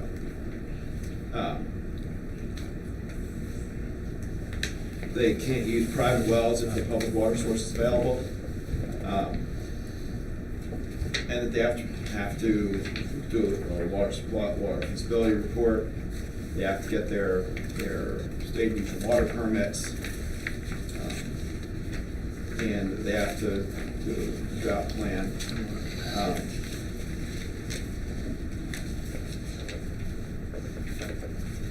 And then there's rules there about untreated waste. They can't discharge untreated wastewater into stormwater systems or surface waters. So, Just thinking about the water usage, I'm sorry, just thinking about the water usage, right, you know, right in Heidelberg and how much water the chicken houses use out there, so this, there, you know, so obviously I think the reduced water usage. Are they able to use their template would be- stormwater management to cool it? How are they handling all that? Are they storing it in the ground? Do they put big ponds in? What do they do with all the stormwater runoff?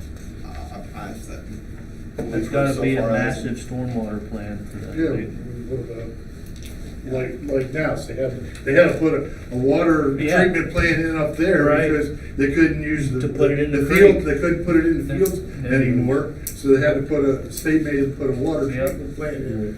And, you know, so what about all that? Mhm. it's a good question. I'm not. Is that above our, does the state Well, handle that? Well, or- I mean, it's there's, I guess depending on the size of the stormwater basin, depending on what size. That's part of the NPDS program. Yeah, it's a normal, it's a dams based on, volume and height of the structure. I mean, we're talking about closed, if they're using closed loop system, then the amount of water they're using is. We're just talking about water runoff. Man, I'm talking about. We're not talking about their cooling water, we're talking about the. Water runoff. Right. Well, I mean, that'd be like any normal Yeah. stormwater Yeah, plan that's- that will But it's a lot. have to be done, so. I wouldn't get it. We Water usually use- every town is putting plants. Go They ahead. use that. No, I'm good, thanks. Water usage, Because it's just. what if it's next to a residential? Okay? How many wells are they gonna be allowed to drill? Well, the way this is written, none. So, Well, I don't think we'll get away with that, by the way. That's- But the way this is written is There's none. already several wells on that property. But that's not the Yeah. point. How many can they drill? how You're many saying can they none. drill? This is none. Right. You wanna It's stay- a, stay on ways, point. ways, Yeah. way it's written Mhm. is, Close if it. there's a public source available, they have to go to that. Right. They can't use the private wells. That's, well, Will they use close it? we're also requiring closed loop, which severely limits the amount of water that's used. That's Right. that's Right. what's getting- I don't- And that's the part, you know, regardless of where the water comes, I don't want to minimize where the source of the water is a concern, but the bigger picture that I thought was it was important to control, limit the amount regardless, and pick the technology. The technology we want them to recommend is the one that hits that. We can argue over what the source is Yeah. in a different section, but that was what I've heard from Rush side I understand what you did. Yep. there, so. Yep. We'll get to the water study and what they have to test. In a few seconds. 6, emergency response plan, coordinating with the emergency providers in the region. Let's see. 7,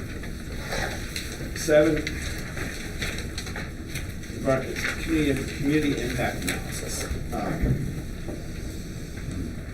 Sounds like a place to- I'm not going to name names That sounds here, like a place to- but I know of a model ordinance out there that requires the data center operator to basically do a real estate study and identify what the existing property values were for every neighboring property. And then if those properties sell and the value is less than what it was before, the developer has to pay Make up the difference. the difference. I don't think And they'll get away with that. I can think of four U.S. Supreme Court cases that have said exactions are illegal. Yes. Yeah. So. I know every one of them, yeah. You know, and I don't want to minimize, I get the reason why you do it. Yeah. I truly do. Yeah. But Too many. with a lot of these community impact analysis, it's getting into the direction of the results are gonna ask you to do something that you probably don't have the legal authority to require them to do. Correct.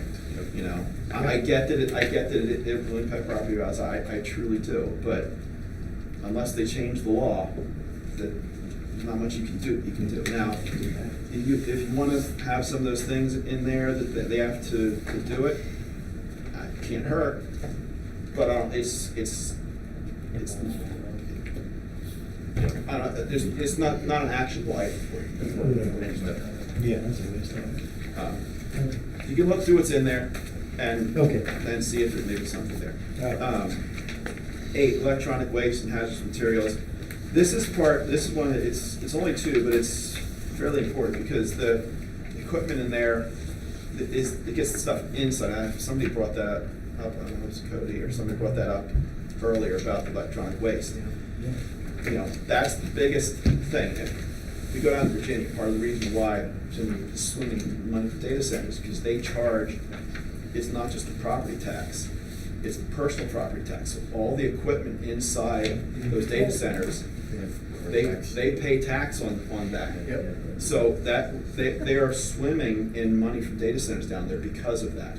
To the point where they had to reduce that, some counties had to reduce that personal property value, that rate, because it was generating so much. Overthrowing their budget.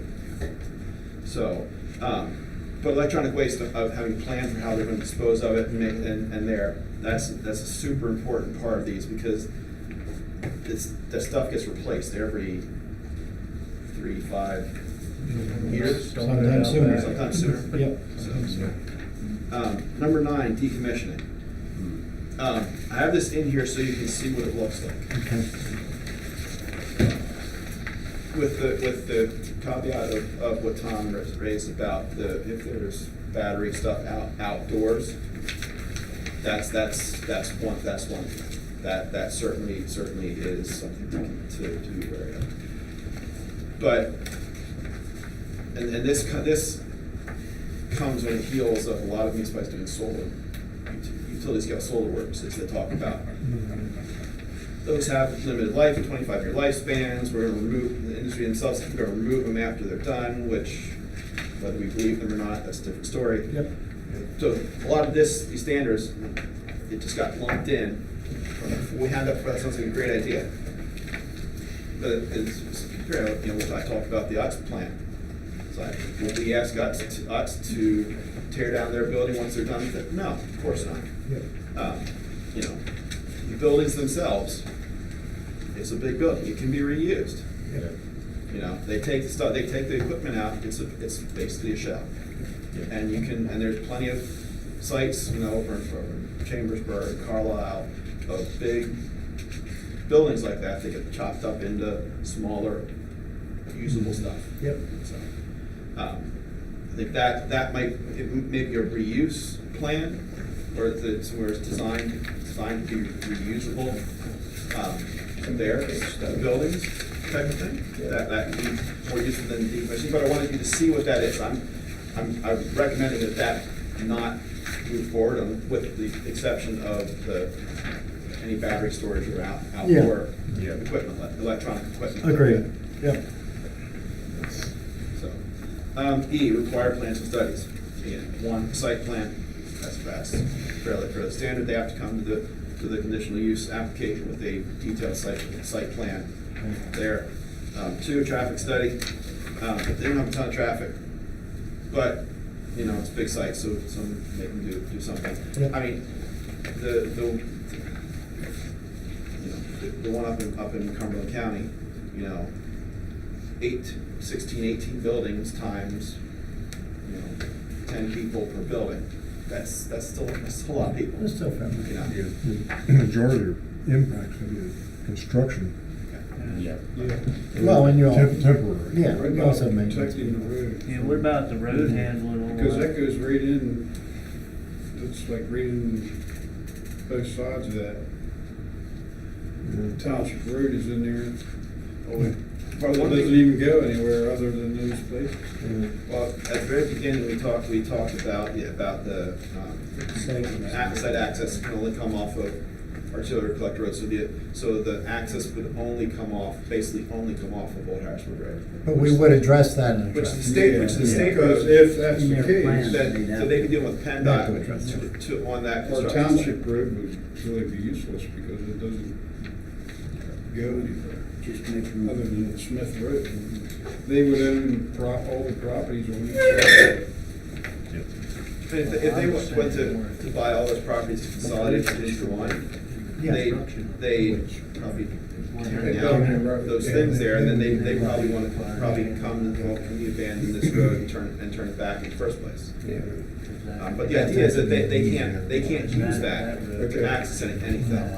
That's why we talk about the arterial collectors, so that they're coming off the state roads, because then they're dealing with PennDOT on their road conditions. As long as they can't use it for construction purposes. Right, yeah, no, that's. Or they have to improve it and fix it up. Right. Fix it. Maybe you would have to put it in there. Yeah, that's right. Maybe we could add. But that's part of what, that's part of what. Same deal. They didn't tear that up. Water supply fees you got. Mark, that's part of what you do in conditional. Yeah, that's right. Well, what I'm add, go back to page 4 where it talks about access. I can add another phrase there, the construction access must be off of state road. There you go. In which case, then it's not even a question. They can't start using it. I mean, that's sort of what the natural gas boom up in the middle part of the state, that's really what hit there was the, accessing those things off of the local roads that weren't, and they had to sort of retroactively posted bond them, and it just became a big mess. So I know Strabane for their solar projects, they require the access to be off of the state road, so that PennDOT, it's PennDOT's problem. We're not gonna give them anything on our roads. It's PennDOT's problem. If they tear up the state road, then they have to deal with the state to fix it. Number 3, water supply report. Goes into great detail about what it could be. We have this one where not every ordinance is the same. We've seen some ordinances that put in, like, the water supply study provisions are pages long. And they have one specific, very detailed requirement for this use, and then every other use gets next to nothing. And we're like, well, from the first perspective, if you're requiring these standards for one use, why aren't you requiring them for everybody? Mm-hmm. Now, your Saldo has something interesting in there. It basically says if they have to do one of these, they have to, I forget the exact terminology, but they basically consult with the township on what goes into it. So that makes sense. We're saying is for this for other uses that might be something different. For this use, we're being specific about what those criteria we want it to do there. So it's basically reference, it's tying in with your existing ordinance. But this seems to contradict all the closed loop stuff. Because all this would apply to If they're drilling wells. Yeah. But again, remember, we don't prohibit them from, it's just that if there's no public there. All right. I gotta go back and read that. I'm not sure, but I agree. Yeah, that's what I was saying earlier, there's already wells already. But they can't use those wells. They have to, I guess my They point, Mark. were test wells from back. Yeah, and they wouldn't use them anyway. I mean, they might use them as a test, but my only point is, I believe we said, you can't do this. And then we said, but here's what we require of you if you do it. Well, we said you can't do it. So I agree that we need something like this because I don't think we're gonna get 100%, I don't think we're gonna get one of these anyway. But I think if we get one, we're not gonna get 100% close. Those are extremely rare. Okay. Number 4, noise, vibration, and sound. There's 2 parts here, preliminary and an as-built study. And the things with these, as we've discovered, is there's a couple years ago, original reports and complaints coming out of Virginia was, it wasn't the sound, it was the vibrations. Right. And we discovered is that's because a lot of words is, Yeah, it's the a harmonic decibel. frequencies. Well, there's different types of decibels. Right. dBA, dBc, dBz. dBA is what you hear, the vibrations, think like, car with the bass turned way up. That's what I think is the C. So what we're saying here is when they do the study, they're doing both. Doing all. They have to set baseline figures. It says baseline, study shall include baseline levels, both AM and PM, and for all days of the week. So they got to do it.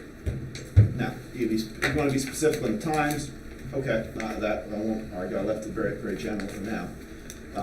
But the point of 4 is that they have to cover set the baselines for the whole octave band and every day, so they can't pick and choose what they want. We talked about 15 in the middle of the night. They can't pick and choose what they want to comply with, what they want to meet.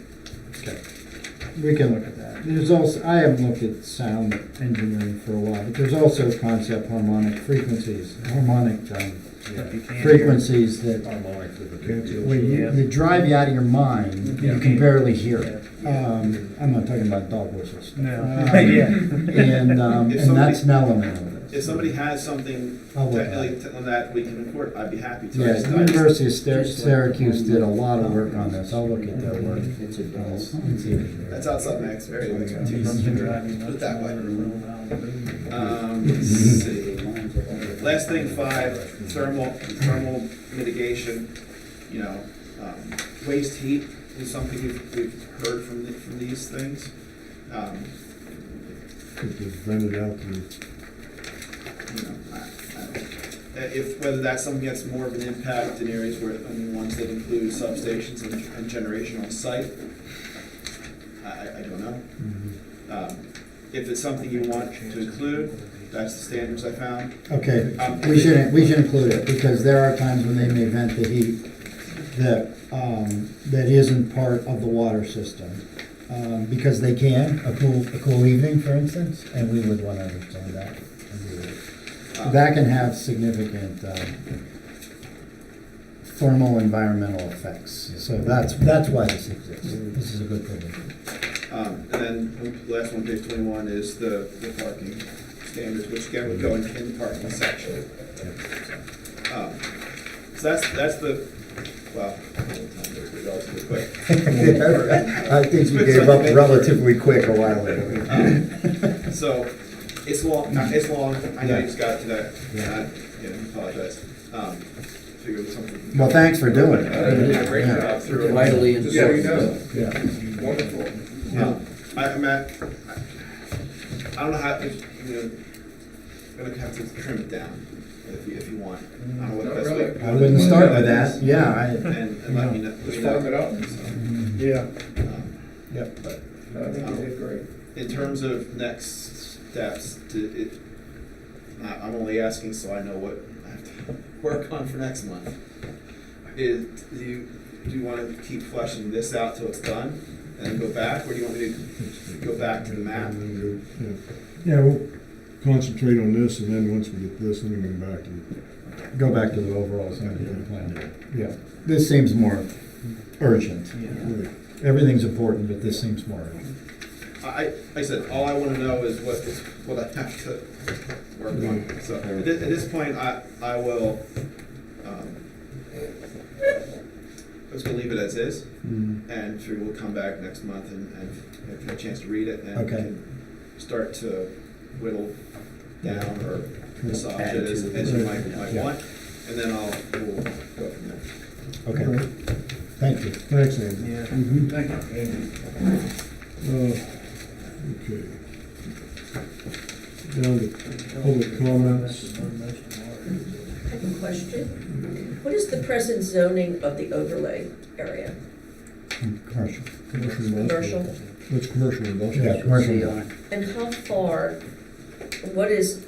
is the first home from that area? There's homes in that area. It's right in. Yeah. Thank you. We don't separate out homes from commercial industrial, never have. So, there's homes in No, that I'm area. just asking because I've been reading a lot about this and those near neighbors will be most inconvenienced if one goes in there. Oh, yeah. Yeah. You're right. If you live in the area, yeah, things are gonna change for you guys. I think Mark, Mark, I just wanted to make a point while I was sitting here for Scott, that over there where the noise is at, they used to actually be a skating rink, and there was loud music there every weekend. You might wanna point that out to whoever's complaining, that Goes they back should be 50 thankful years that ago. there's not music there every weekend. Yeah, I Like used I to used- skate there. Yeah. Well, probably where the people you're talking about is where the owner of the skating rink lived. It is, Yeah, right there beside them. Yeah. where Ernie lived. Ernie Holmall's place. Yeah. Yeah, that's it. I had some time this week while I was cutting 5 acres of grass, which I do every week, sometimes twice. Gentlemen, you've got a heck of a task here. I hope you do it right.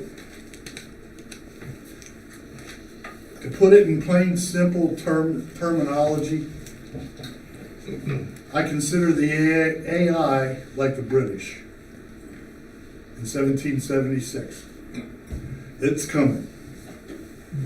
But we've got to do it right, that they can't come and do it in our township.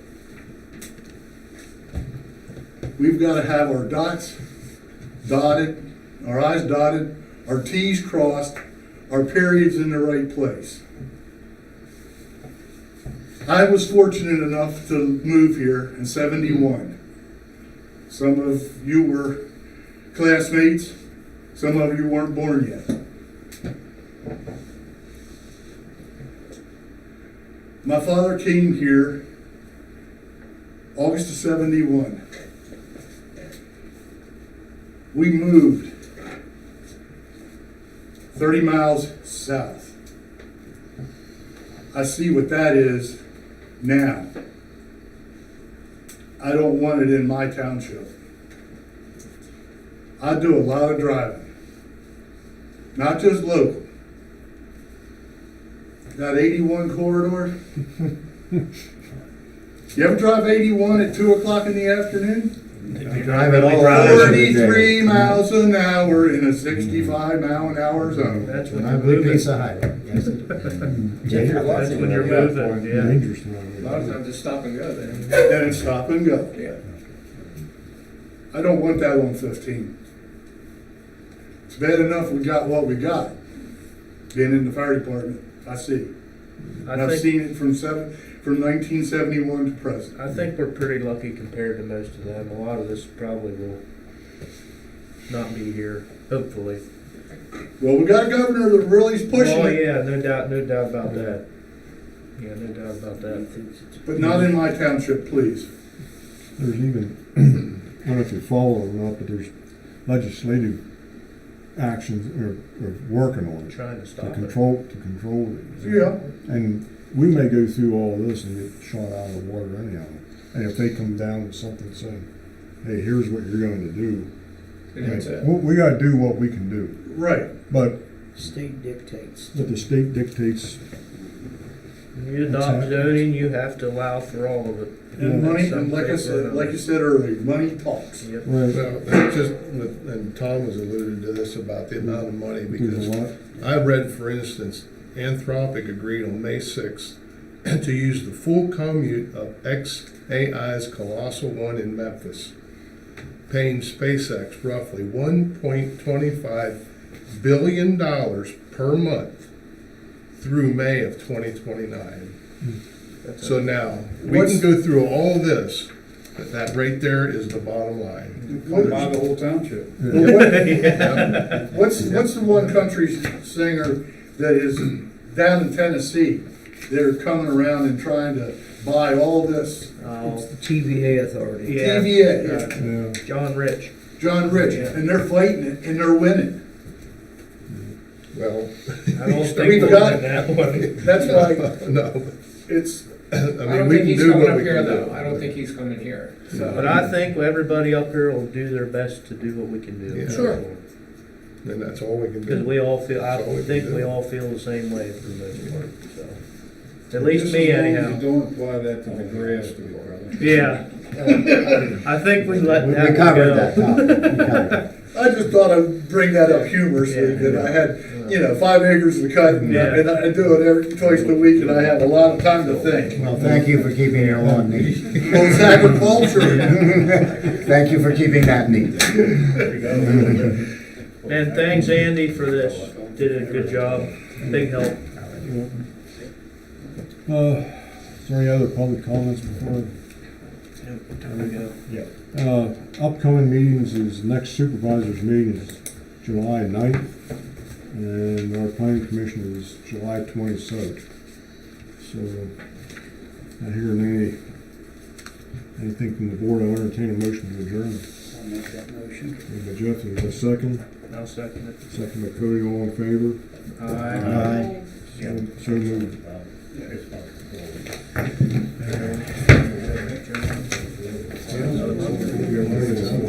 Very much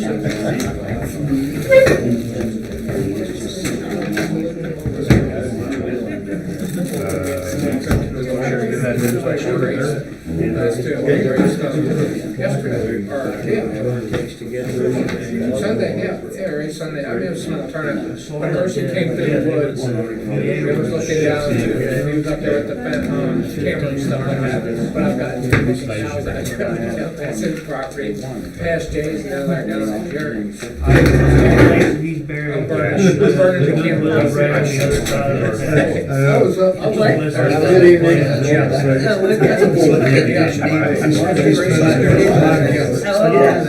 When we were down there and I was. It's cool, I mean, we'll wait and see what they say, what's left of